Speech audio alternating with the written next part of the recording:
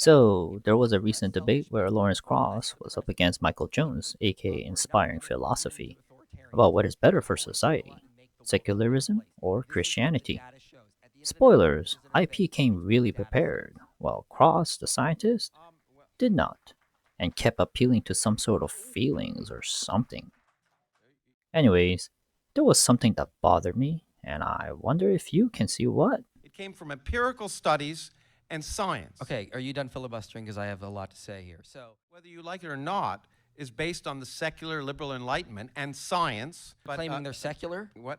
Are you claiming they're secular? I'm saying that they were when they were doing science. That's the important So thing. anytime we do science, it's secular. I yeah, mean, this is yeah, absolutely. And here's the argument. It was You probably know as well as I do that IP won that debate. However, I do wish IP pushed back on Cross going off topic and missing the point. Cross was trying to do a debate about science versus Christianity.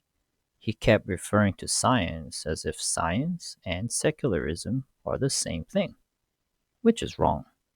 He seemed to have a weird baseless belief that science is uniquely a secular activity, while Christianity is at conflicts with it. Which I respond with this: that cannot be any more farther from the truth.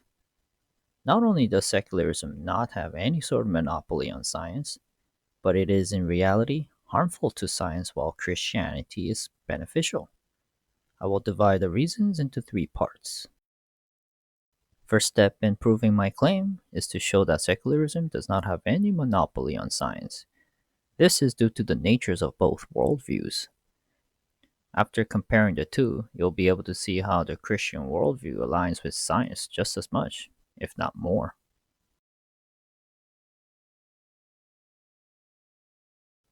First, let us see what kind of mindset science needs to flourish.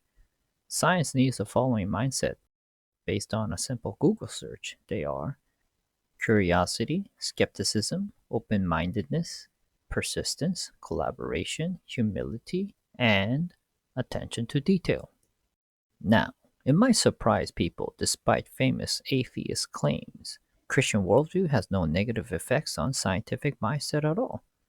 To do that, we'll need to look at both paradigms and see how well the two get along with science.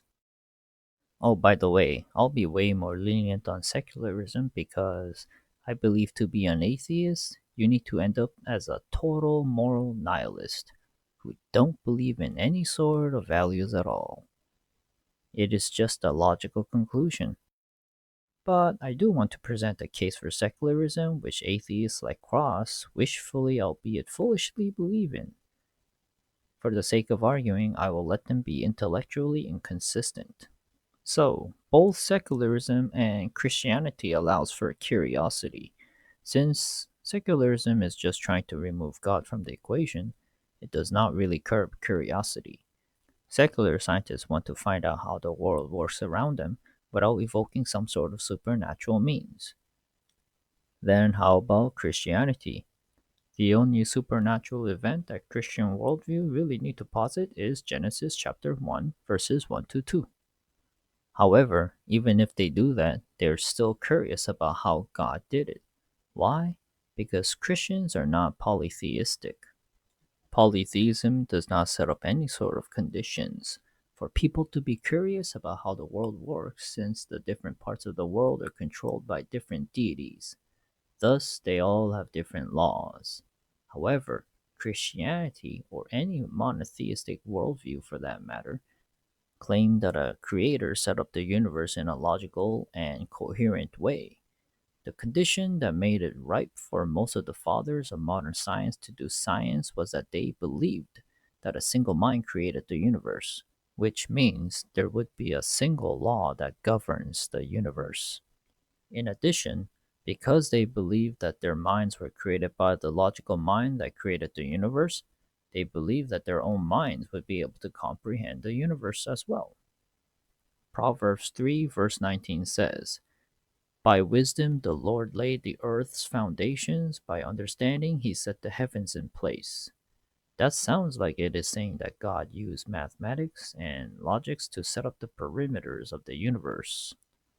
Psalm 19 also tells people of how nature shows the majesty of God. So, of course, people who believe in a creator would want to find out more about the universe. To them, the natural revelations, supplementary to the scriptural revelations, allowed people to understand God better and was a form of worship to them. In fact, modern scientists who are Christians say that they love science because learning about the universe and finding out new things makes them feel like they are discovering the brilliance of God, and it makes them motivated to find out more. Thus, to Christians, studying nature is like an art enthusiast studying a painting of a famous painter and feeling like they can understand the painter more through the painting. Funnily enough, secular scientists also have to posit some sort of supernatural event for the beginning as well. Stephen Hawking said, because there is a law like gravity, the universe can and will create itself from nothing. He asserted that laws of physics are the causes of the universe. However, laws of physics are not physical themselves. They are just things that describe the physical world. Yet, Stephen Hawking evokes the description of the physical world that didn't exist yet? What? By the way, this isn't a tu quoque qui fallacy because I'm only bringing this up to show that there is no workaround for the initial assumption being something outside of nature. The second mindset, which is advantageous for science, is skepticism. I can tell you that Christian scientists avoid fallacious argument like the plague. Why? It is because people are so critical of them just because of their belief. The last thing they would want is to make their already persecuted group lose any credibility to the people who are open minded.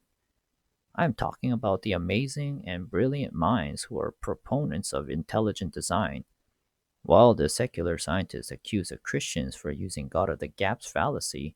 It is always not the case. Again, Christians are not polytheistic. Christians do not think God needs to keep controlling the weather or the tectonic plates or anything like that, since God is so wise and awesome that he just had to set up the universe to function well by itself, without a need for divine intervention all the time. Instead, Christian scientists like Stephen Myers make sure to use proper evidence based reasoning with proper logical arguments to come to a conclusion. Not one of the Christian scientists say, God did it, no need to look for how it happens. They say, God did it, so let's find out how. In fact, as mentioned before in the video, Christian scientists want to look for evidence because they think that it is a way the nature is letting us know of God's brilliance. Of course, they would want to seek out more evidence. Why wouldn't they? On a slightly side note, Christians are not deists, so they do believe in miracles here and there, but they do not interfere with science. For example, the information found in DNA is something that Christians would attribute to God.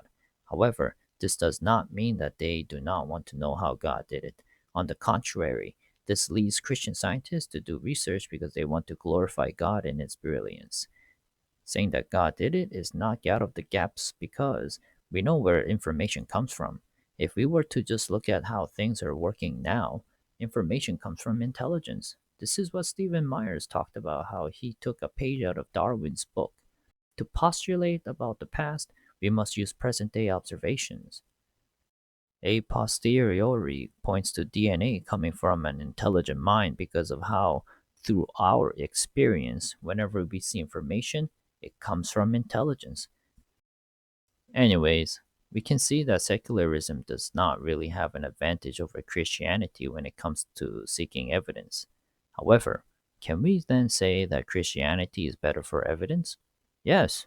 Secularism has made secular scientists so arrogant and so allergic to even the slightest hint of their paradigm being challenged that it does not look like they are doing science anymore, rather than just trying to keep their work from being disproven.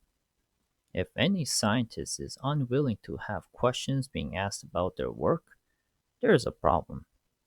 I would understand if the secular scientists were responding with actual science to the critiques. However, they resort to ad hominems and hand waving, which is just a huge shame. Meanwhile, Christianity promotes re-evaluation of our knowledge. The Bible teaches us that we are all flawed, that we can be wrong, and that we need to be humble. If God is telling us we are wrong, we are wrong.